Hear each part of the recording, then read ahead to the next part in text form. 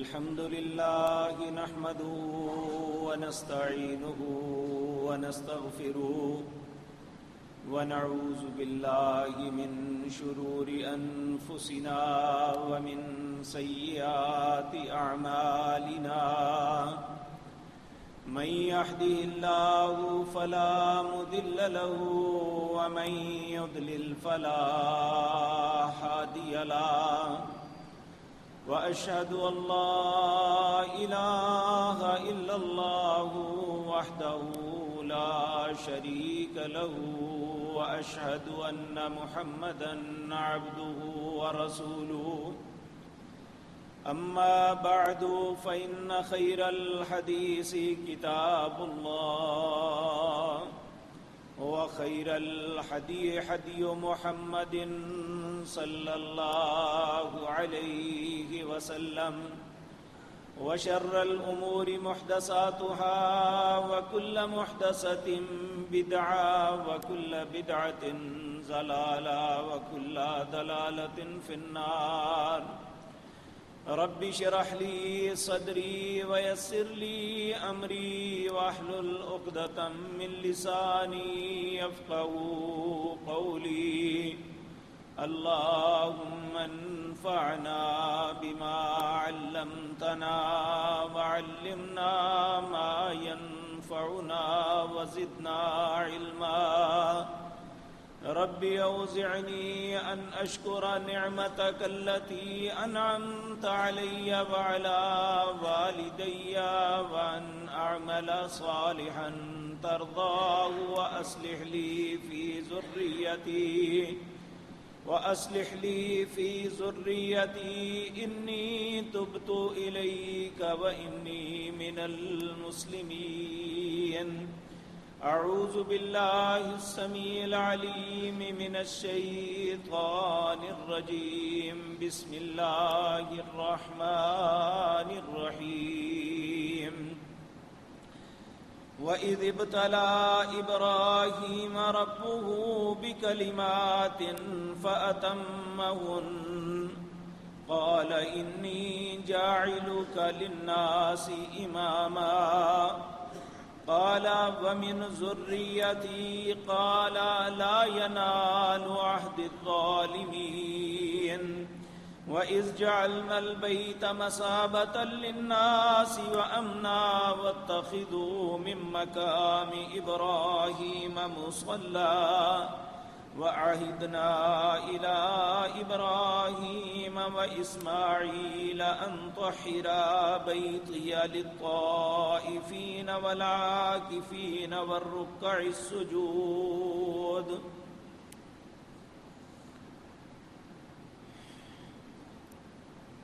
حضرات محترم، یہ دنیا ہر انسان کے لیے امتحان ہے، لیکن یہ ایک حقیقت ہے کہ اللہ کے امتحانات سب سے زیادہ سخت اور کڑے جن کے ساتھ ہوتے ہیں وہ انبیاء کرام ہیں۔ جتنا بڑا رتبہ کسی کا ہے اللہ اتنے سخت طریقے سے اس کو آزماتا ہے،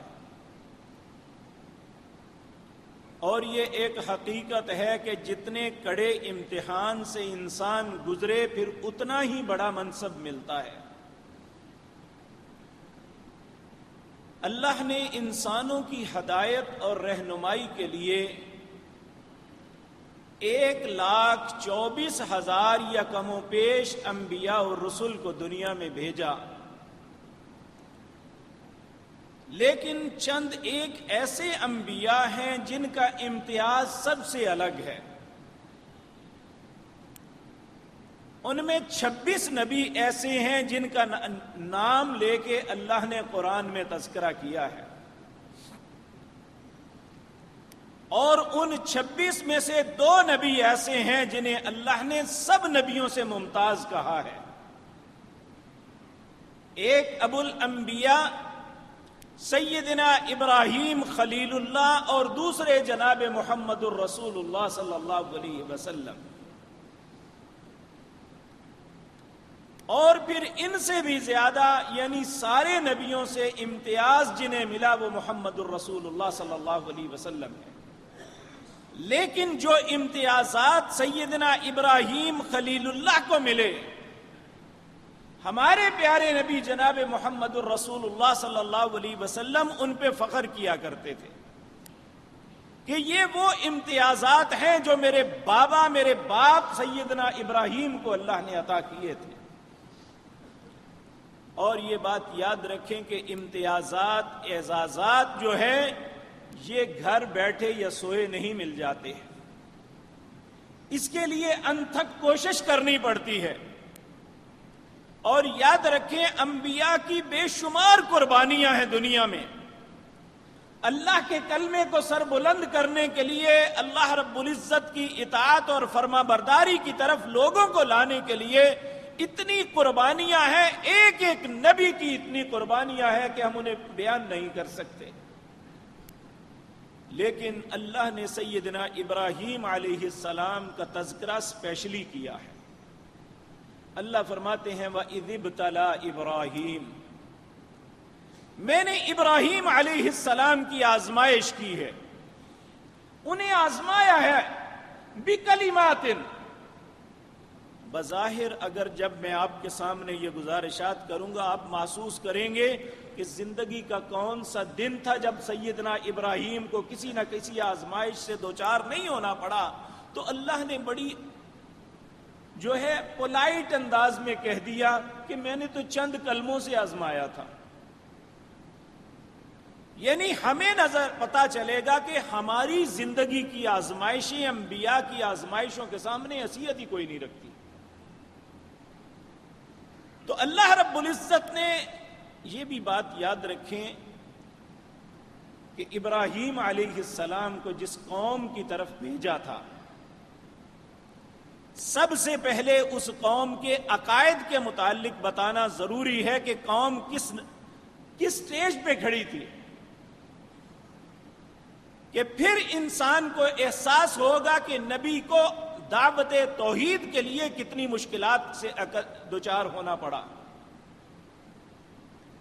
تاریخ کی کتابیں ہمیں بتاتی ہے کہ سیدنا ابراہیم خلیل اللہ ایک تحقیق کے مطابق حضرت عیسیٰ علیہ السلام کی پیدائش سے 2160 سال پہلے پیدا ہوئے، یعنی قبل از مسیح 2160 سال پہلے سیدنا ابراہیم پیدا ہوئے،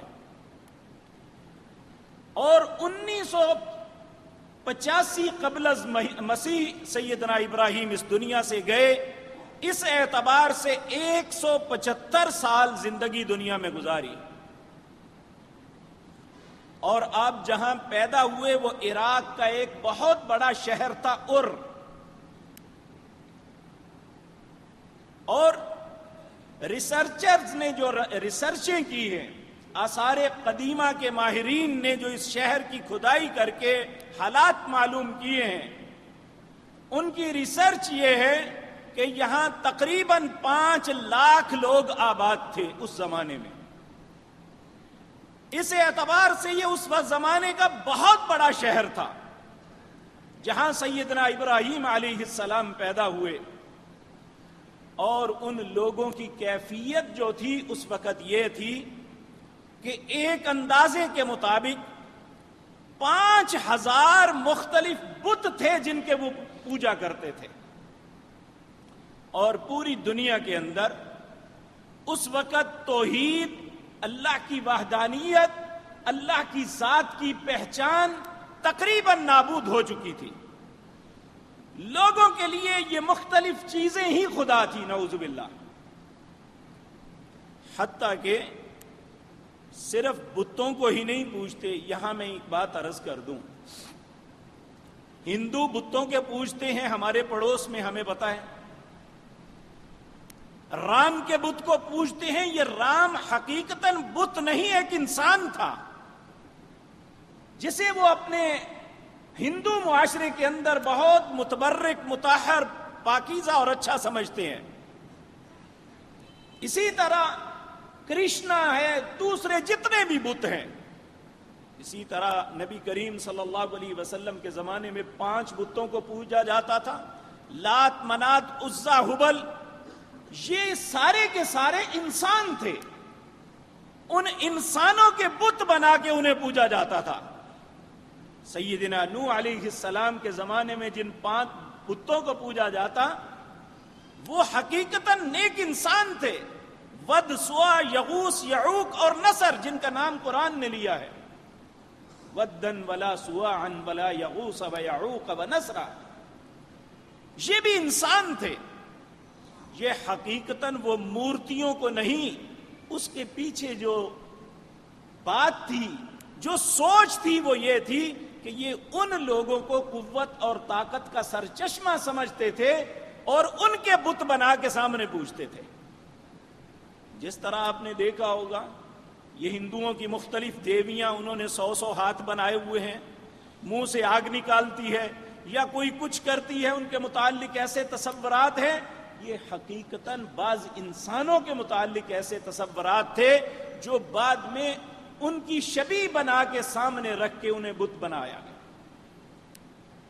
حضرت ابراہیم علیہ السلام کے زمانے میں بھی 5000 مختلف چیزیں تھیں جنہیں پوجا جاتا تھا۔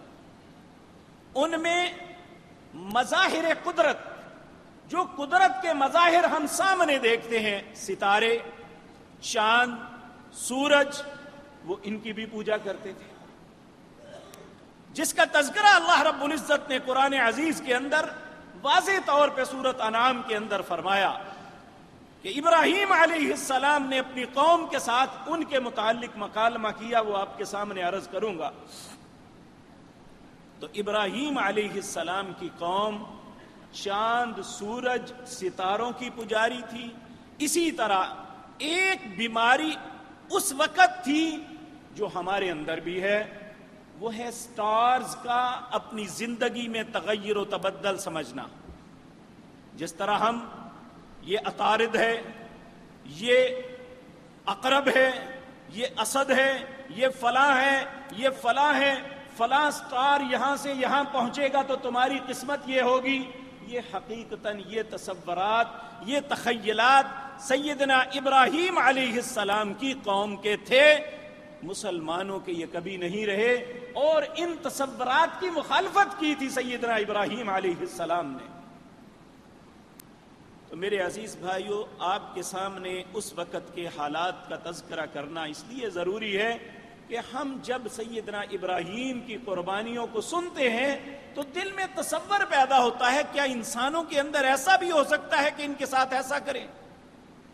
حتیٰ کہ معاملہ یہاں تک ہے، سیدنا ابراہیم جس گھر میں پیدا ہوئے تھے، ان کے بابا کا نام آزر تھا، بعض لوگ کہتے ہیں طارق تھا، وہ درست نہیں ہے، وہ کہتے ہیں طارق ابراہیم علیہ السلام کا باپ تھا اور آزر چچا تھا، جبکہ قرآن نے 2 مقام پہ یہ تذکرہ کیا ہے، اذ قال لأبیہ آزر، جب انہوں نے اپنے باپ آزر سے کہا، تو جب قرآن میں واضح نص موجود ہے ہمیں اس کی تعویل کرنے کا کوئی اختیار نہیں ہے کہ حضرت ابراہیم کے باپ وہ نہیں تھے۔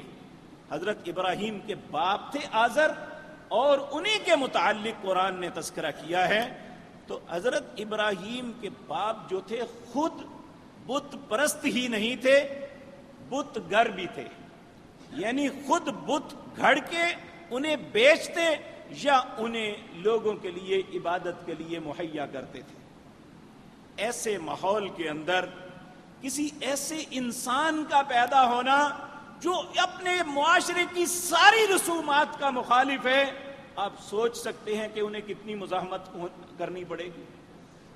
اور اللہ رب العزت نے یہی اسی مزاحمت کا تذکرہ کیا ہے کہ اللہ رب العزت نے انہیں ایک آزمائش میں ڈالا۔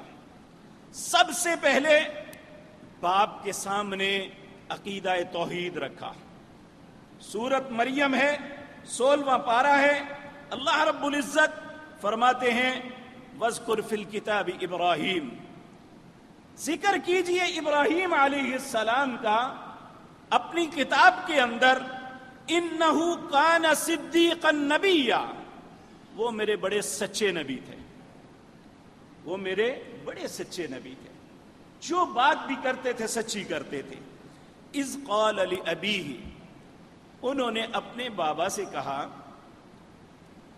یا اباتی، اے میرے ابا جان، یا عربی زبان میں کہتے ہیں نا پیارے ابا جان، یا اباتی کا مطلب ہے اے میرے پیارے ابا، لم تعبدو، آپ کس چیز کی عبادت کرتے ہیں، ما لا يسمع ولا يبصر، نہ تو یہ سن سکتے ہیں اور نہ ہی دیکھ سکتے ہیں، ولا یغنی عنک شیئا، اور نہ ہی آپ کا کسی معاملے میں معاونت کر سکتے ہیں، کیوں عبادت کرتے ہیں آپ کن کی؟ یا ابتی، پھر کہا اے میرے پیارے ابا، انی قد جاءنی من العلم، میرے پاس علم آیا ہے، جو بات مجھے پتا ہے وہ آپ کو نہیں ہے، مجھے جو بتایا گیا ہے وہ اللہ نے زمین و آسمان کے مالک نے بتایا ہے۔ یا ابتی انی قد جاءنی من العلم ما لم یأتک، جو مجھے علم ہوا ہے وہ آپ کو نہیں ہے۔ کیوں؟ یہ ضروری نہیں ہے کہ باپ کو ہی ساری باتوں کا علم ہو، اللہ اولاد کو باپ سے زیادہ بہتر علم دے سکتا ہے۔ اور یہ بات یاد رکھ لینی چاہیے کہ بحیثیت باپ اگر بیٹا معقول بات کرتا ہے تو ہمیں یہ کہہ کے رد نہیں کرنی چاہیے کہ اب تو مجھے پڑھائے گا، مجھے سکھائے گا۔ یہ عمومی طور پہ انسان ایسے نظریات کی وجہ سے حق سے دور رہ جاتا ہے۔ اگر اولاد بھی معقول بات کرے اور اس کی بات میں وزن ہو اور وہ اپنی بات کی دلیل رکھتا ہو تو باپ ہونے کی حیثیت سے اولاد کی بات مان لینی چاہیے، وہاں تکبر اور یہ نہیں اختیار کرنا چاہیے کہ اب یہ مجھے پڑھائے گا، اب مجھے سمجھائے گا، ہماری اولادیں ہمیں پڑھائیں گی۔ یہ سوچ اللہ رب العزت نے اس کو ڈسکریج کیا، اس کی تردید کی کہ ابراہیم علیہ السلام نے باپ کو یہ جو کہا تھا اور باپ نے جو رویہ اختیار کیا تھا وہ درست نہیں۔ ابراہیم علیہ السلام کہنے لگے، یا اباتی، اے میرے پیارے ابا جی، انی قد جاءنی من العلم، میرے پاس جو علم آیا ہے، ما لم یاتک، وہ آپ کے پاس نہیں، اس لیے فاتبعنی اہدک، آپ میری بات مان لیجئے، آپ میری اس بات میں اتباع کیجئے، یہدک، میں آپ کو سیدھے رستے پہ لے آؤں گا، صراطاً سویا، جو حقیقتاً سیدھا رستہ ہے، جس رستے پہ چل کے انسان کامیاب ہوتا ہے، میں آپ کو اس رستے پہ لاتا ہوں۔ پھر کہا، یا ابتی، اے پیارے ابا جی، لا تعبد الشیطان، یہ اللہ کو چھوڑ کے کسی کی بھی عبادت کرنا، کسی بھی طریقے سے اس سے دعا مانگنا، اس سے مدد طلب کرنا، اس کے سامنے سجدہ کرنا، اس کے سامنے طواف کرنا اور اس کی تعظیم کے لیے جھکنا، یہ ساری عبادات کے مختلف طریقے ہیں۔ جو اللہ کے علاوہ کسی اور کے ساتھ کرتا ہے وہ حقیقتاً اس کی نہیں، شیطان کی عبادت کر رہا ہے۔ اس لیے کہا، یا ابتی، اے ابا جان، لا تعبد الشیطان، آپ شیطان کی عبادت نہ کیجئے، ان الشیطان کان للرحمن عصیا، یقیناً شیطان اپنے رحمان کا، اپنے رب رحمان کا نافرمان ہے۔ پھر کہنے لگے، یا ابت، اے میرے پیارے ابا جی، انی اخاف، مجھے ڈر ہے، ان یمسک عذاب من الرحمن، کہ جو طریقہ کار آپ نے اختیار کیا ہے، یاد رکھیں اللہ رب العزت ہر بات پہ کمپرومائز کر لیتے ہیں لیکن اپنی ذات کے ساتھ شرک کرنے پہ کمپرومائز نہیں کرتے۔ کہا، ان اللہ لا یغفر ان یشرک بہ ویغفر ما دون ذلک لمن یشاء، اللہ شرک کو معاف نہیں کرے گا، اس کے علاوہ جتنے بھی گناہ ہیں اللہ معاف کر دے، اسے کوئی پرواہ نہیں۔ اور حدیث قدسی ہے، نبی کریم صلی اللہ علیہ وسلم نے فرمایا کہ اللہ رب العزت نے فرمایا، اے ابن آدم، اتنے گناہ لے کے آ جا کہ زمین و آسمان کا سارا خلا بھر جائے تیرے گناہوں کے ساتھ، لا ابالی، مجھے کچھ پرواہ نہیں، الا الشرک، مگر میرے پاس شرک لے کے نہ آنا۔ شرک لے کے آئے تو میں معاف نہیں کروں گا. یعنی اللہ شرک جیسے گناہ میں کمپرومائز نہیں کرتے, اور شرک جو انسان کرتا ہے وہ گناہ سمجھ کے نہیں کرتا, وہ کسی بزرگ کی محبت اور عقیدت کے اندر اسے اتنا غلب کرتا ہے کہ اسے اللہ کا شریک ٹھہرا دیتا ہے, العیاذ باللہ. تو میرے عزیز بھائیوں, یہ حضرت ابراہیم نے بڑی معقول باتیں کی تھی. پہلی بات کہی, یا ابتی لم تعبد ما لا يسمع, کس کی عبادت کرتے ہو جو نہ سنتے ہیں نہ دیکھتے ہیں, نہ تمہارا کچھ فائدہ نقصان کر سکتے ہیں. پھر کہا میرے پاس علم آیا ہے جو آپ کے پاس نہیں, آپ میری بات مان لیں, میں ہدایت کے رستے پہ لے آؤں گا. پھر کہا اے ابا جان, شیطان کی عبادت نہ کیجئے کیونکہ یہ رحمان کا نافرمان ہے. پھر کہا مجھے ڈر ہے کہ رحمان کا عذاب آیا تو آپ ہلاک نہ ہو جائیں. فَتَكُونَ لِلشَّيْطَانِ وَلِيًّا, اگر رحمان کا عذاب آیا تو شیطان کے ساتھ تم بھی بن جاؤ گے. قَالَ أَرَاغِبٌ أَنْتَ عَنْ آلِهَتِي يَا إِبْرَاهِيمُ. اب بابا نے کیا جواب دیا؟ کہنے لگے میرے اور میرے خداؤں کے درمیان سے تم ہٹ جاؤ. قَالَ, ابراہیم کے باپ کہنے لگے اراغب انت عن آلہتی یا ابراہیم, اے ابراہیم میرے اور میرے خداؤں کے درمیان سے تم ہٹ جاؤ, تم مجھے یہ نصیحت مت کرو. لئن لم تنتہی لارجمنک واہجرنی ملیا, میں تمہیں اب آرام سے کہتا ہوں, اگر تم نے دوبارہ ایسی بات کی یا تو میں پتھر مار مار کے مار دوں گا یا تمہیں اپنے گھر سے نکال دوں گا. جب باپ انتہائی غصے میں آ کے یہاں تک پہنچ گیا کہ یا میں مار دوں گا یا نکال دوں گا, تو کہا کوئی بات نہیں, آپ کے ساتھ جھگڑا نہیں, میں تو سمجھانے کے لیے, آپ میرے باپ ہیں, آپ کی وجہ سے میں دنیا میں آیا, میں اس لیے سمجھا رہا ہوں. قال السلام علیک, اچھا بابا سلام علیکم. سأستغفر لك ربی انه كان بی حفیہ, ان قریب میں اپنے رب سے تیرے لیے استغفار کروں گا, اللہ میرا باپ تھا معاف کر دے. اب یہ بات یاد رکھیں, یہ زندگی کا سب سے پہلا کلیش تھا کہ جب ایک انسان کو سب سے زیادہ اپنے باپ کی ضرورت ہوتی ہے, وہ زندگی کی ابتدائی جوانی کے ایام ہیں, باپ کی رہنمائی کی, کاروبار کے اندر, زندگی کے معاملات کے اندر اشد ضرورت ہوتی ہے. اللہ نے سب سے پہلا امتحان باپ کے ساتھ کلیش کروا کے لیا کہ یہ اپنے رب کو, اس کی بات مانتا ہے یا اپنے باپ کی, اپنے رب کی اطاعت کرتا ہے یا اپنے باپ کی. دونوں کا یہ بہت بڑا امتحان ہے کسی بیٹے کے لیے کہ وہ دونوں میں سے کس کو اختیار کرتا ہے. باپ تو نظر آ رہا ہے, اللہ تو نظر نہیں آتا, لیکن یہ ایمان کی انتہا تھی کہ سیدنا ابراہیم علیہ السلام نے باپ کے ساتھ بدتمیزی بھی نہیں کی. اس لیے یہ بھی ایک بات سامنے آتی ہے, اگر کسی وقت ماں باپ کا فیصلہ غلط بھی ہو تو ہمیں ماں باپ کے ساتھ بدتمیزی کی اجازت نہیں ہے. یہاں وہ شرک کا معاملہ ہے تو سیدنا ابراہیم نے باپ سے بدتمیزی نہیں کی, باپ سے برا انداز اختیار نہیں کیا, بلکہ احسن انداز میں سمجھانے کی کوشش کی.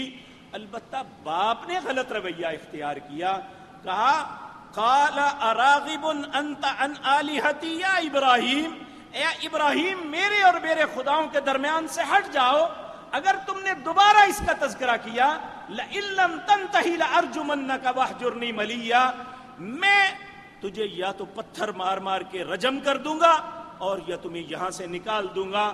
تو حضرت ابراہیم نے اب آگے کلیش مناسب نہیں سمجھا کہ باپ کو ترکی بترکی جواب دیا جائے.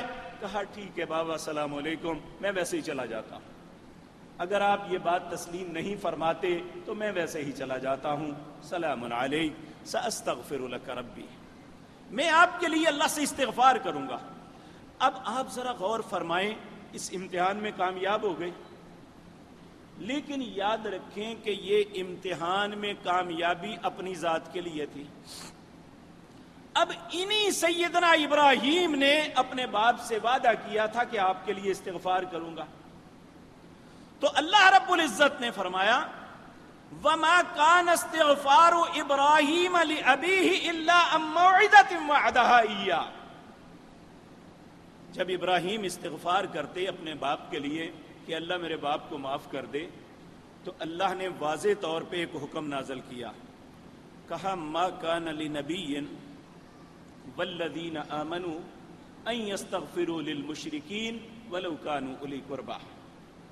کسی نبی کے لیے یہ لائق نہیں ہے. اب یہ دیکھیں دعا مانگنے میں کیا حرج ہے؟ ہم کہتے ہیں نا دعا مانگنے میں کیا حرج ہے، یہ کام کرنے میں کیا حرج ہے، لیکن اللہ کو یہ بات نہیں پسند کہ جس بندے نے اللہ کے ساتھ شرک کیا ہے وہ نبی کا باپ کیوں نہیں، اس کے لیے نبی بھی دعا نہیں مانگ سکتا. ما کان لنبی، کسی نبی کے لیے یہ لائق نہیں ہے. ما کان لنبی والذین آمنوا، اور نہ ہی کسی ایماندار کے لیے لائق ہے کہ ان یستغفروا للمشرکین، کہ وہ کسی مشرک کے لیے استغفار کرے، اللہ سے معافی کی درخواست کرے، ولو کانوا اولی قربی، وہ اس کا کتنا ہی قریبی کیوں نہیں ہے. یعنی اللہ کو مشرک کے حق میں دعا یا سفارش بھی قبول نہیں ہے. اللہ اس بات کو پسند ہی نہیں کرتے کہ میرے ساتھ شرک ٹھہرائے اور میرے ہی سامنے اس کا کوئی عزیز یہ کہے کہ اللہ اسے معاف کر دے. اللہ کہتے ہیں میں نہیں اجازت دیتا. لیکن ابراہیم نے یہ کام کر لیا تھا تو اللہ نے ان کے لیے کہا وما كان استغفار ابراہیم لأبیہ الا عن موعدۃ وعدہا ایاہ. ابراہیم کا اپنے باپ کے لیے استغفار کرنا صرف ایک وعدے کے سبب تھا. فلما تبین لہ انہ عدو للہ، جب انہیں پتا چل گیا کہ یہ اللہ کا دشمن ہے، میں نے کہہ دیا کہ تم نہیں کر سکتے، تبرأ منہ، ابراہیم نے ان سے نفرت کا بیزاری کا اظہار کر دیا. یہ نہیں دیکھا کہ میرا باپ ہے، یہ دیکھا کہ اللہ کا دشمن ہے، جو اللہ کا دشمن ہے وہ میرا دشمن ہے.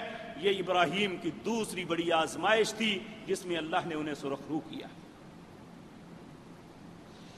اسی طرح میرے عزیز بھائیوں دوسرا کلیش پھر قوم کے ساتھ ہوتا ہے.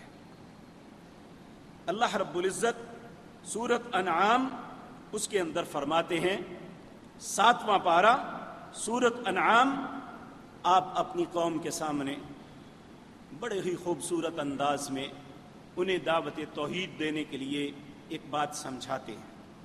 قوم ساری اکٹھی ہے، صرف سیدنا ابراہیم اکیلے ہیں، کوئی دوسرا نہیں، سارے کے سارے ایک طرف.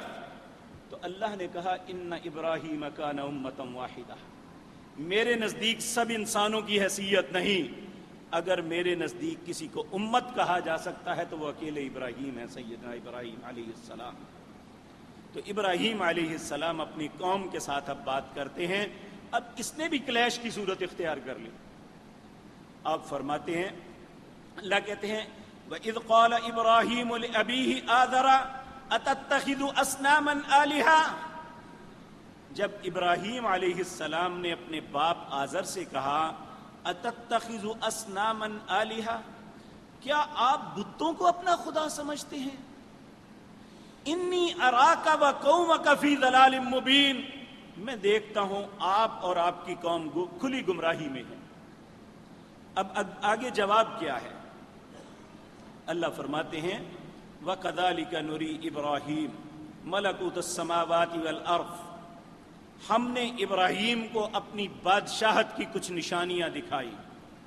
وَلِيَكُونَ مِنَ الْمُوقِنِينَ، تاکہ یہ یقین کرنے والوں میں ہو جائیں، یعنی کسی جگہ یہ پھسلے نہ کہ میں غلط ہوں نہیں. پھر یہ اپنی قوم کے پاس آئے اور کہا وَكَذَلِكَ نُرِي إِبْرَاهِيمَ فَلَمَّا جَنَّ عَلَيْهِ اللَّيْلُ رَأَىٰ كَوْكَبًا. اب وہ ستاروں کو پوچھتے تھے، انہیں زندگی میں تصرف، زندگی کے معاملات میں اپنی قسمت میں ستاروں کو دخیل سمجھتے تھے. تو ابراہیم علیہ السلام سمجھانے کے لیے ایک رات انہیں اکٹھا کیا. جب رات چھا گئی فلما جن علیہ اللیل رأى کوکبا، چمکتا ہوا ستارہ سامنے آیا. حضرت ابراہیم کہنے لگے ھذا ربی، یہ میرا رب ہے. اب قوم بڑی خوش ہوئی کہ چلو ہمارے ساتھ تو ملے ہیں. فلما افلا، جب تھوڑی مدت کے بعد وہ غروب ہو گیا تو کہنے لگے لا احب الافلین، غروب ہونے والے کو تو میں پسند نہیں کرتا کہ میں اسے خدا کہوں۔ اب دوسرا سٹیپ کہ فلما رأى القمر بازغا، پھر چاند اپنی آب و تاب کے ساتھ چمکا، قال هذا ربی، قوم سے کہنے لگے یہ میرا رب ہے۔ فلما افلا، جب وہ بھی غروب ہو گیا، قال، حضرت ابراہیم کہنے لگے لئن لم يهدني ربي لأكونن من القوم الضالين، اگر میرا رب مجھے ہدایت نہ دیتا تو میں بھی تمہارے ساتھ گمراہوں میں شامل ہو جاتا۔ یہ میرے رب نے ہدایت دی ہے کہ میں اس چاند کو خدا نہیں سمجھتا۔ فلما رأى الشمس بازغة، جب سورج چمکا اپنی روشنی کے ساتھ، قال، حضرت ابراہیم کہنے لگے هذا ربی هذا اکبر، ہاں یہ بہت بڑا ہے، یہ میرا رب ہو سکتا ہے۔ فلما فلت، جب وہ بھی غروب ہو گیا، قال، کہنے لگے انی بریء مما تشرکون، جو تم شرک کر رہے ہو میں اس سے بریت کا اظہار کرتا۔ ستارہ بھی آیا اور ختم ہو گیا، چاند آیا وہ بھی غروب ہو گیا، سورج آیا وہ بھی ختم ہو گیا، جو ختم ہونے والا ہے وہ خدا نہیں ہو سکتا۔ میں تمہارے اس شرک سے بیزاری بریت کا اظہار کرتا ہوں۔ پھر ابراہیم علیہ السلام اپنی قوم کے سامنے اپنا عقیدہ بیان کرتے ہیں۔ نبی کریم صلی اللہ علیہ وسلم اپنی نماز کے آغاز میں ان کلمات کو پڑھا کرتے تھے۔ آپ کہتے ہیں انی وجہت وجہی للذی فطر السماوات والارض حنیفا وما انا من المشرکین، میں نے اپنے چہرے کو متوجہ کیا ہے اس ذات کے سامنے جس نے اس زمین و آسمان کو اور اس کی ہر چیز کو بنایا ہے۔ جس کو تم پوج رہے ہو وہ میرے رب کی مخلوق ہے۔ سورج کو میرے رب نے خلق کیا، چاند کو میرے رب نے خلق کیا، ستاروں کو میرا رب پیدا کرنے والا، اور قسمتیں بھی رب بناتا ہے، ستاروں کی وجہ سے قسمتوں میں تغیر و تبدل نہیں آتا۔ تو کہا میں نے اپنے چہرے کو متوجہ کیا اس ذات کے سامنے، فطر السماوات والارض، جس نے زمین و آسمان کو بنایا، حنیفاً، میں اس کے علاوہ کسی کو دیکھتا ہی نہیں، بحیثیت خدا، بحیثیت مالک اور خالق، میں کسی اور کو دیکھتا ہی نہیں ہوں، سمجھتا ہی کچھ نہیں۔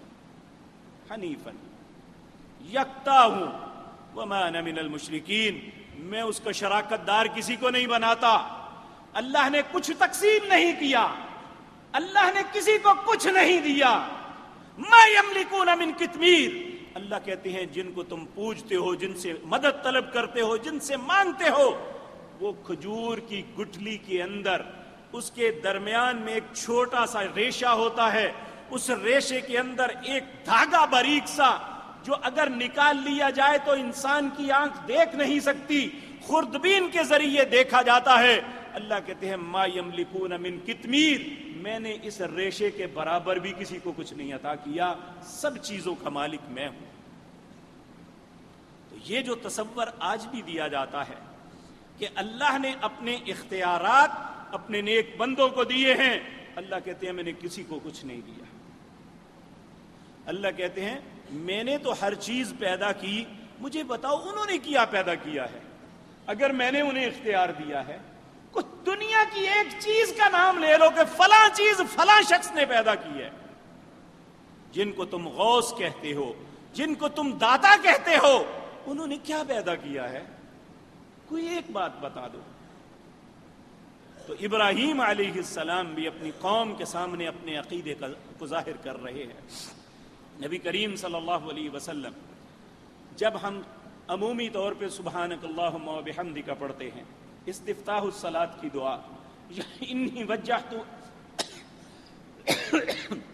یا یہ پڑھتے ہیں اللہم باعد بینی، نبی کریم صلی اللہ علیہ وسلم یہاں یہ دعا پڑھتے ہیں وجہت وجہی للذی فطر السماوات والارض حنیفا وما انا من المشرکین ان صلاتی ونسکی ومحیای ومماتی للہ رب العالمین لا شریک لہ وبذلک امرت وانا من المسلمین. میں نے اپنے چہرے کو متوجہ کیا اس ذات کے سامنے. وجہت وجہی للذی، وہ ذات پاک ہے فطر السماوات والارض، جس نے زمین و آسمان کو بنایا ہے. حنیفاً، میں صرف اسی کی طرف متوجہ ہوں، میں اور کسی کو کچھ نہیں سمجھتا، اللہ کے ساتھ کسی کو شریک نہیں بناتا. حنیفاً وما انا من المشرکین، میں اس کے ساتھ کسی کو شریک نہیں بناتا. ان صلاتی، میری نماز، ونسکی، میری قربانی، ومحیای، میری زندگی، ومماتی، اور میرا مرنا، للہ رب العالمین، دونوں جہانوں کے رب کے لیے ہے. لا شریک لہ، میں اس کے ساتھ کسی کو شریک نہیں بناتا. وبذالک امرت وانا من المسلمین، مجھے حکم دیا ہے کہ جب فرما برداروں کا نام آئے تو سب سے پہلے آپ کو ہونا چاہیے. یہ کون کہتے ہیں؟ سرور انبیاء جناب محمد الرسول اللہ صلی اللہ علیہ وسلم. اور یہی حکم قرآن عزیز کے اندر سورت آراف کے آخر میں، سورت انعام کے آخر میں اللہ رب العزت نے سیدنا ابراہیم خلیل اللہ کو دیا تھا کہ تم کہو ان صلاتی ونسکی ومحیای ومماتی للہ رب العالمین لا شریک لہ وبذالک امرت وانا اول المسلمین. سب سے پہلا اللہ کا فرما بردار میں ہوں. یہ سیدنا ابراہیم علیہ السلام کو یہ کہا گیا. تو میرے عزیز بھائیوں، یہ دوسری آزمائش تھی قوم کے ساتھ جو حضرت ابراہیم علیہ السلام نے کی. اب تیسری آزمائش اس سے بھی سخت ہے. اللہ رب العزت فرماتے ہیں،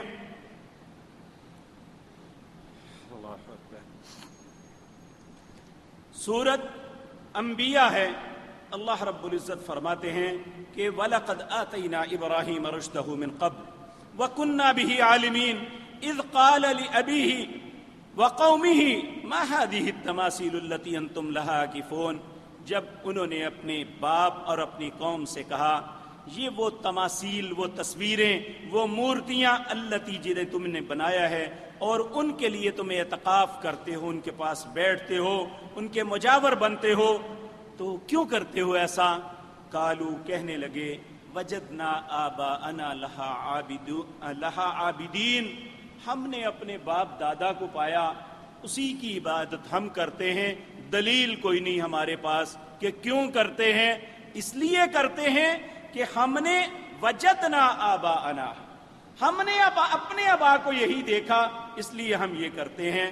آج بھی بے شمار مسلمان ایسے جو غلط عقائد رکھتے ہیں، ان سے دلیل مانگی جائے تو ایک ہی بات کرتے ہیں، کیا ہمارے باپ دادا پاگل ہیں؟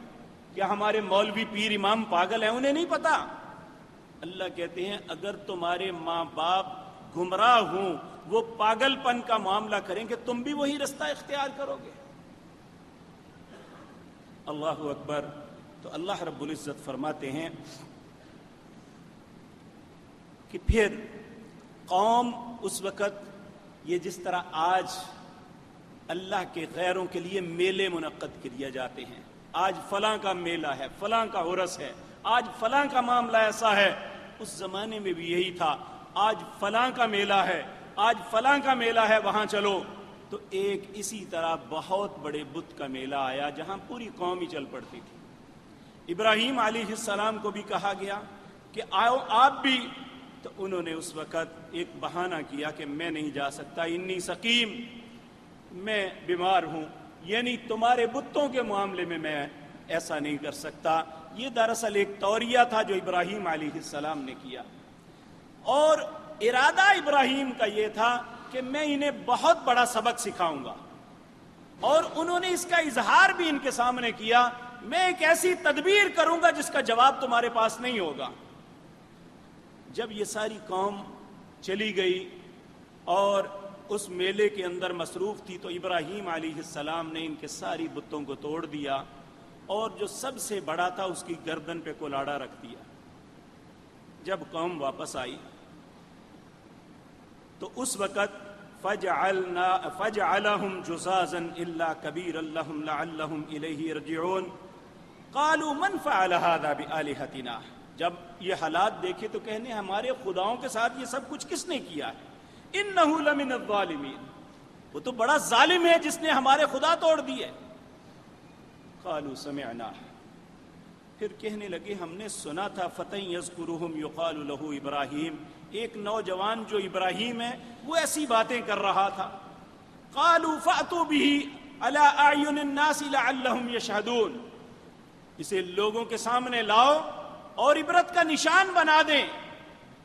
اور لوگوں کے سامنے پکڑ کے لایا گیا اور پھر کہا أنت فعلت هذا بآلهتنا یا ابراہیم، اے ابراہیم ہمارے خداؤں کے ساتھ تم نے یہ سب کچھ کیا ہے. ابراہیم علیہ السلام انہیں سمجھانے کے لیے کہنے لگے بل فعلہ کبیر، یہ جو بڑا ہے نا جس نے کلہاڑا رکھا ہوا ہے یہ اس نے کیا ہے.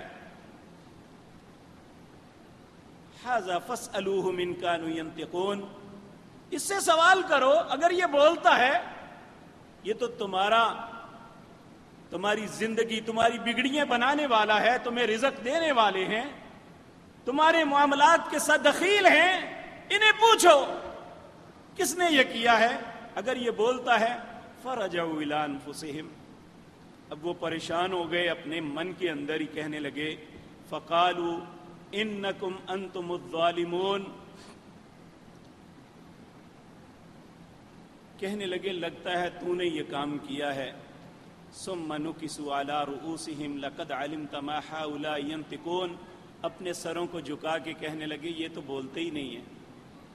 تو ابراہیم علیہ السلام نے پھر کہا کہ جو بولتے نہیں افتعبدون من دون اللہ ما لا ينفعکم شیئا ولا یضرکم، پھر ایسی چیزوں کو تم خدا بنا رہے ہو، مشکل کشا بنا رہے ہو، حاجت روا بنا رہے ہو کہ جو نہ تمہیں نفع دے سکتے ہیں نہ فائدہ، نہ نقصان دے سکتے ہیں. ما لا ينفعکم شیئا ولا یضرکم اف لکم ولما تعبدون من دون اللہ، افسوس ہے تم پر، اللہ کے علاوہ کس رستوں پہ پڑے ہوئے ہو، اللہ کے علاوہ کس کو پکار رہے ہو. ولما تعبدون من دون اللہ افلا تعقلون، عقل کیوں نہیں کرتے.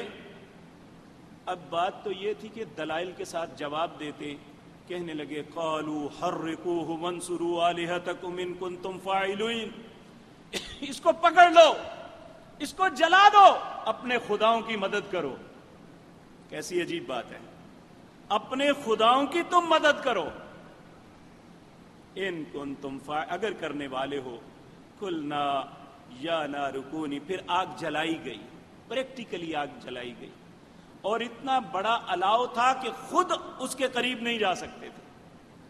پھر تدبیر سوچنے لگے کہ ابراہیم کو پھینکے کیسے، جو آگے جائے گا خود بھی جلے گا. پھر شیطان نے انہیں مشورہ دیا، ایک وہ دوسانگی بنائی گئی غلیل کی طرح بڑی اور اس میں ڈال کے آگ میں پھینکا گیا، اور آگ کا کام چلانا ہے. کائنات کے اندر اللہ رب العزت نے پوری دنیا کو ایک ایسا منظر دکھایا جو شاید اس سے پہلے کبھی انسان کی آنکھ نے نہیں دیکھا تھا. اللہ نے اس آگ کو کہا یا نار کونی بردن و سلام، اے آگ تو ٹھنڈی ہو جا علی ابراہیم میرے بندے پر.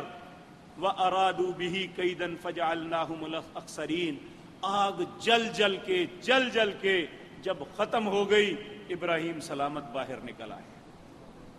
اللہ فرماتے ہیں کہ وَأَرَادُوا بِهِ كَيْدًا فَجَعَلْنَاهُمُ الْأَخْسَرِينَ، جو انہوں نے یہ ایک تدبیر کی تھی، ایک مکر کیا تھا، ایک پلاننگ کی تھی کہ اس اللہ کے نبی کو جلا کے راکھ کر دیا جائے، میں نے ان کی تدبیر کو ناکام بنا دیا اور وہ خسارہ پانے والے ہو گئے. یہ بہت بڑی آزمائشیں تھیں. اسی طرح کچھ اور بھی آزمائشیں ہیں جن سے سیدنا ابراہیم کو دوچار ہونا پڑا. اللہ نے زندگی اور توفیق دی تو انشاءاللہ آئندہ مجلس میں عرض کروں گا.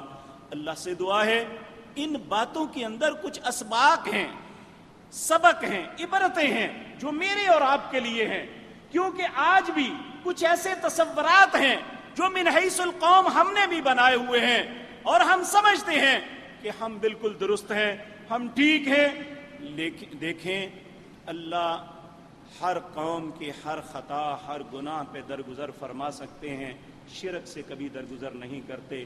اس لیے ہم سب کو شرک سے اپنے آپ کو بچانا ہے۔ یہی ابراہیم علیہ السلام کی سیرت میں ہمارے لیے سبق ہے۔ اللہ رب العزت ہمیں یہ باتیں سمجھنے اور ان کے مطابق عمل کرنے کی توفیق عطا فرمائے۔ اقول قولی ھذا واستغفر اللہ لی ولکم۔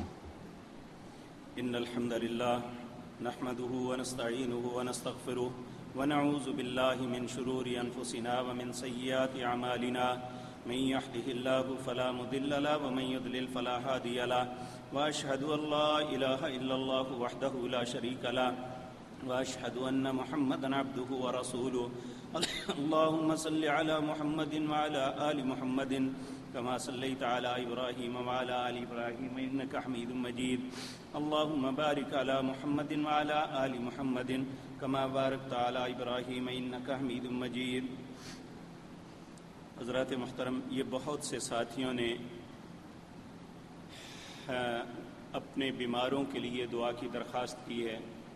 اللہ رب العزت سے ہم سب دعا کریں، اے اللہ مسلمانوں میں سے کوئی بھی بیمار ہے، وہ بیٹا ہے، وہ بھائی ہے یا باپ ہے کسی کا، وہ بیٹی ہے یا بہن ہے یا ماں ہے کسی کی، اے اللہ سب پہ رحم فرما دے، اے اللہ سب کو شفائے کاملہ عاجلہ عطا فرما دے، اے اللہ سب کے معاملات کو سدھار دے۔ یہ ایک بھائی نے کہا ہے کہ میں کام کی وجہ سے بہت پریشان ہوں، کئی لوگ کہتے ہیں دکان بدل لو کام ٹھیک ہو جائے گا، یہ دکان منحوس ہے۔ میرے پیارے بھائی، کوئی چیز منحوس نہیں ہوتی، یہ اللہ کی طرف سے آزمائش ہے۔ نبی کریم صلی اللہ علیہ وسلم کا ارشاد ہے، آپ نے فرمایا جو شخص ان کلمات کے ساتھ اللہ سے دعا کرتا ہے، لا حول ولا قوة الا باللہ، لا ملجأ ولا منجأ من اللہ الا الیہ، آپ نے فرمایا اللہ اس کی 70 حاجتوں کو پورا کرتا ہے، کم سے کم یہ ہے کہ اللہ رزق میں فراوانی دیتے ہیں، فقر کو ختم کر دیتے ہیں۔ تو آپ اللہ پہ بھروسہ رکھیں اور دعا کا دامن نہ چھوڑیں، انشاءاللہ اللہ رزق دینے والے ہیں۔ اللہ ہی سے مانگے، دکانوں کی وجہ سے اور یا کوئی ایسے تغیر و تبدل کی وجہ سے رزق میں کمی پیشی نہیں ہوتی۔ یقین جانیے جب ہم اپنی زندگی پہ غور کریں تو بعض ایسی بدترین خطائیں ہم سے سرزد ہوتی ہیں۔ نبی صلی اللہ علیہ وسلم نے فرمایا بعض اوقات انسان کوئی ایسا کام کرتا ہے یا ایسا بولتا ہے کہ اللہ نے جو اس کے مقدر میں رزق لکھا ہوتا ہے اللہ اسے روک دیتے ہیں۔ اس لیے بہترین بات یہ بھی ہے کہ ہم کثرت کے ساتھ استغفار کریں۔ نبی اللہ رب العزت نے قرآن میں فرمایا فَقُلْتُ اسْتَغْفِرُوا رَبَّكُمْ إِنَّهُ كَانَ غَفَّارًا، لوگو استغفار کرو اللہ تمہیں معاف کر دے گا۔ يُرْسِلِ السَّمَاءَ عَلَيْكُمْ مِدْرَارًا، آسمان سے تم پہ رحمت کی بارشیں برسائے گا۔ وَيُمْدِدْكُمْ بِأَمْوَالٍ، استغفار کرو اللہ مال کے ساتھ تمہاری مدد کرے گا۔ وَبَنِينَ، اللہ سے استغفار کرو معافی مانگو اللہ تمہیں بیٹے عطا کرے گا۔ وَيَجْعَلْ لَكُمْ جَنَّاتٍ وَيَجْعَلْ لَكُمْ أَنْهَارًا، اللہ ایسی جنت میں داخل کرے گا جس کے نیچے نہریں بہتی ہیں۔ اس لیے کثرت سے استغفار، لا حول ولا قوة الا باللہ، لا ملجأ ولا منجأ من اللہ الا الیہ۔ انشاءاللہ اللہ ضرور جو بھی انسان ایسی معاملے میں مبتلا ہے اسے چاہیے کہ اللہ سے استغفار کرے، اللہ اس کے لیے آسانی کے دروازوں کو کھول دیں گے۔ نبی کریم صلی اللہ علیہ وسلم نے فرمایا من لزم الاستغفار یجعل لہ مخرجا، جو انسان اللہ سے معافی کو لازم پکڑ لیتا ہے یجعل لہ مخرجا، اللہ اسے مصیبتوں سے نکال دیتے ہیں۔ ویرزقہ من حیث لا یحتسب، ایسی جگہ سے روزی دیتے ہیں وہ سوچ بھی نہیں سکتا۔ تو انشاءاللہ آپ اللہ پہ بھروسہ رکھیں، دکان پہ نہیں، کسی اور طریقے پہ نہیں، اللہ پہ بھروسہ رکھیں۔ انشاءاللہ وہی رزاق ہے اور وہی دیتا ہے۔ انسان جب اس کے سامنے رجوع کرتا ہے تو وہ ضرور انسانوں پہ رحم فرماتا ہے۔ اہل حدیث کے پیچھے اہل سنت کی نماز ہو جاتی ہے یا نہیں؟ یہ میرے امام ابن تیمیہ رحمۃ اللہ علیہ نے کہا ہے کہ یہ بدعتی لوگ ہیں جو ایسے بات کہتے ہیں کہ فلاں کے پیچھے ہوتی ہے فلاں کے پیچھے نہیں، حالانکہ امام کو پتہ نہیں ہے کہ اس کی بیچارے کی ہو رہی ہے اور آپ سب اس کی نہیں ہو رہی ہے اور آپ کی ہو رہی ہے، یہ اللہ کو پتہ ہے۔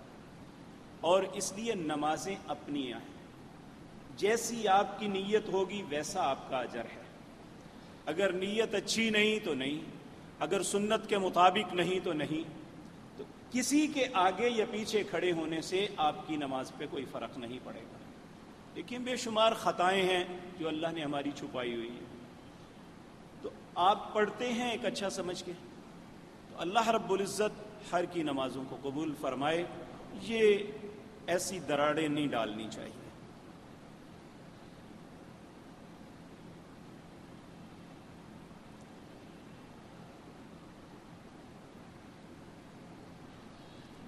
ایک بھائی نے کہا کہ میرے والد صاحب نے 2 شادیاں کی ہوئی ہیں، میری والدہ وفات پا گئی ہیں، میرا والد مجھے اپنی جائیداد میں حصہ نہیں دے رہا۔ میرے پیارے بھائی، جب تک وہ زندہ ہیں تب تک آپ مطالبہ نہیں کر سکتے۔ اللہ انہیں سلامت رکھے، جب وہ دنیا میں نہیں رہیں گے تو آٹومیٹکلی آپ کا حصہ بنے گا اور آپ کو انشاءاللہ وہ ملے گا۔ اگر خدا نخواستہ باپ جو ہے وہ ایسی غلطی کرتا ہے کہ وہ اولاد کا حق مار کے دوسرے کو دیتا ہے، تو نبی صلی اللہ علیہ وسلم نے فرمایا ایک شخص 70 سال تک بغیر گناہ کے عبادت کرتا رہے، اگر اولاد کے حق میں غلط وصیت کرتا ہے تو جہنم میں 70 سال دور جا گرے گا۔ اس لیے والدین کو بھی اس معاملے میں احتیاط کرنی چاہیے، لیکن اولادوں کو جب تک والدین زندہ ہیں ان کا کوئی ایک ٹکے کا مطالبہ بھی نہیں بنتا کہ وہ کہتے ہیں جی میرا حصہ مجھے دے دو۔ کون سا حصہ ہے بھائی؟ ابھی وہ زندہ ہیں، ان کی ملکیت ہے، وہ جب تک زندہ ہیں اپنی مرضی سے اگر وہ سب کو کوئی تحفہ دیتے ہیں تو الگ بات ہے، بچہ اپنے والدین کی زندگی میں ان سے مطالبہ نہیں کر سکتا۔ یہ بھائی نے کہا برائے مہربانی استخارہ کرنے کا طریقہ، صحیح طریقہ بتا دیں۔ استخارہ خیر کو طلب کرنا ہے یا اللہ سے مشورہ طلب کرنا۔ نبی کریم صلی اللہ علیہ وسلم یہ دعا اس طرح سکھاتے جس طرح قرآن کی کوئی صورت سکھائی جاتی ہے۔ جب بھی کوئی کام کرنا ہو تو اس کے لیے استخارہ کرتے ہیں، اللہم انی استخیرک بعلمک، اے اللہ میں تجھ سے خیر طلب کرتا ہوں تیرے علم کے ساتھ، وقدرتک، اور تیری قدرت کے ساتھ، فإنک تقدر ولا اقدر، اے اللہ تو طاقت رکھتا ہے میں نہیں رکھتا، وإنک تعلم ولا اعلم، تو جانتا ہے میں نہیں جانتا، وانت علام الغیوب، اے اللہ تو ہر غیب و حاضر کو جاننے والا ہے، اللہم ان کنت تعلم ان ھذا الامر خیر لی فی دینی ومعاشی وعاقبت امری فاقدرہ لی ویسرہ لی ثم بارک لی فی، اے اللہ یہ جو کام میں کرنے لگا ہوں اگر یہ میرے حق میں بہتر ہے تو اے اللہ اسے میرے مقدر میں کر دے اور اس میں برکت عطا فرما، اور ثم بارک لی فی، اس میں پھر برکت عطا فرما، وَإِن كَانَ هَذَا الْأَمْرُ شَرٌّ لِّي، اگر یہ کام میرے حق میں بہتر نہیں ہے، برا ہے، تو فَاصْرِفْنِي عَنْهُ وَاصْرِفْنِي عَنْهُ، اے اللہ اسے مجھ سے پھیر لے، مجھے اس سے پھیر لے، وَاقْدُرْ لِيَ الْخَيْرُ حَيْثُ كَانَ ثُمَّ أَرْضِنِي، اے اللہ مجھے اس طرف لے جا جو کام میرے لیے خیر کا سبب ہے، پھر اس کام پہ مجھے راضی کر دے۔ یہ ہے، اس کے لیے علماء جو ہیں وہ طریقہ یہ بتاتے ہیں کہ انسان 2 رکعتیں، نبی صلی اللہ علیہ وسلم نے صرف اتنی بات بتائی، 2 رکعتیں عام نماز کی طرح پڑھے، پھر یہ دعا پڑھے چاہے سونے کے وقت یا کسی بھی وقت۔ تو بعض لوگ اس سے یہ کہتے ہیں کہ اس سے پہلے درود شریف پڑھنا چاہیے، درود شریف جب بھی پڑھیں گے انشاءاللہ اللہ اس میں خیر کا اور برکت میں اضافہ فرمائیں گے۔ تو درود شریف پڑھنے کے بعد یہ دعا استخارہ پڑھیں، پیارے رسول کی پیاری دعائیں میں بھی ہے، حسن المسلم میں بھی ہے۔ یہ جو لوگوں سے استخارہ کرواتے ہیں اس کی کوئی شرعی حیثیت نہیں ہے کہ وہ آپ کو دوسرے دن بتاتا ہے کہ آپ کے حق میں یہ بہتر ہے یہ نہیں ہے، یہ سب ڈیس بازی ہے، جھوٹ ہے، مکر ہے، کچھ نہیں ہے۔ جو شخص خود کام کرنا چاہتا ہے اسے خود استخارہ کرنا چاہیے۔ نفس پر کیسے کنٹرول کرنا چاہیے؟ آپ دکان پہ جاتے ہیں، کیسے جاتے ہیں؟ آپ نے اپنے ذہن کو پابند بنایا ہوا ہے کہ میں نے اس وقت دکان پہ جانا ہے، اس وقت واپس آنا ہے، آپ کی طبیعت مانے یا نہ مانے آپ اپنے آپ کو مجبور کر کے اپنے کام پہ لگاتے ہیں. اسی طرح نفس کو کنٹرول کرنا ہے. اس کے لیے بھی کوشش کرنی ہے کہ جب ہم کوئی غلط کام کرنے لگے ہیں تو ہمیں فوراً اللہ سے پناہ طلب کرنی چاہیے، اعوذ پڑھنا چاہیے، لا حول پڑھنا چاہیے، اور اس کے لیے بچنے کے لیے جدوجہد کرنی چاہیے. اللہ ہمیں توفیق عطا فرمائے. کیا عید الاضحیٰ پر نبی کریم صلی اللہ علیہ وسلم کی طرف سے قربانی کی جا سکتی ہے؟ ایسی کوئی بھی ہمیں دلیل صحابہ کی زندگی میں نہیں ملتی کہ کسی صحابی نے نبی کریم صلی اللہ علیہ وسلم کی طرف سے قربانی. بلکہ یہ یاد رکھیں، انشاءاللہ اس کا عرض کروں گا کہ نبی کریم صلی اللہ علیہ وسلم 2 قربانیاں کیا کرتے تھے. ایک آپ اپنی طرف سے، ایک اپنی امت کے ان افراد کی طرف سے جو قربانی کی استطاعت نہیں رکھتے. قیامت تک آنے والی آپ کی امت کے وہ افراد جو قربانی کی طاقت نہیں رکھتے، ان کی طرف سے رسول اللہ نے قربانی کی تھی. اور تیسری بات یہ یاد رکھیں، ہم جو بھی نیک عمل کرتے ہیں اللہ کی توفیق سے کرتے ہیں، لیکن یہ نیک عمل سکھلانے والے ہمیں رسول اللہ صلی اللہ علیہ وسلم ہیں. ہم جو بھی عمل کریں، نماز پڑھیں، قربانی کریں، روزہ رکھیں، زکوٰۃ دیں، کچھ بھی کریں، اس کا ثواب پہلے نبی کریم کو ملتا ہے، پھر ہمیں ملتا ہے، ہم چاہیں یا نہ چاہیں، کیونکہ یہ سب کچھ سکھایا ہی ہمیں آپ نے ہے. یعنی ان ساری چیزوں کا، نیکیوں کا منبع اللہ نے جناب محمد الرسول اللہ کی ذات کو بنایا ہے. کیا وضو اونٹ کا گوشت کھانے سے وضو ٹوٹ جاتا ہے؟ بالکل. نبی صلی اللہ علیہ وسلم نے فرمایا تم میں سے جو کوئی گوشت کھاتا ہے اسے چاہیے کہ وہ کلی کرے، اگر وہ اونٹ کا گوشت کھاتا ہے اسے چاہیے کہ وہ وضو کرے.